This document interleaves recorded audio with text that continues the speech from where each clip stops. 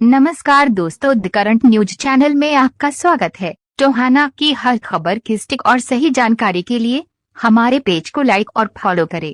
हम आपको टोहाना की हर छोटी बड़ी खबर से रूबरू करवाते रहेंगे और आपको सही जानकारी मुहैया करवाएंगे।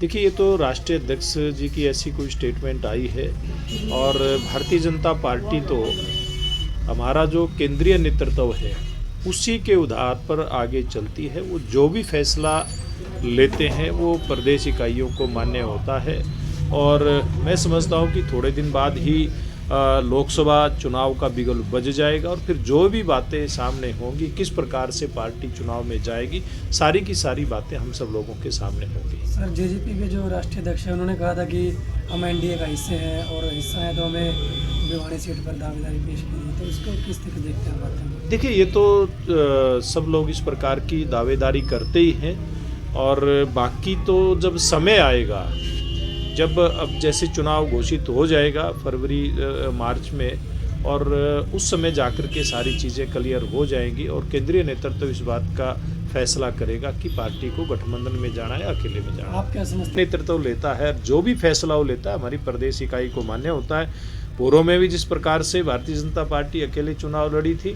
और ये चुनाव के बाद का जो गठबंधन था, अगर पूर्व का गठबंधन होता तो बहुत सारी बातें अलग प्रकार की थी, लेकिन चुनाव के बाद का गठबंधन था तो निश्चित रूप में बातें आती ही है और फैसला लेकिन अंतोगत्वा चुनाव के समय में होगा, केंद्रीय नेतृत्व करेगा।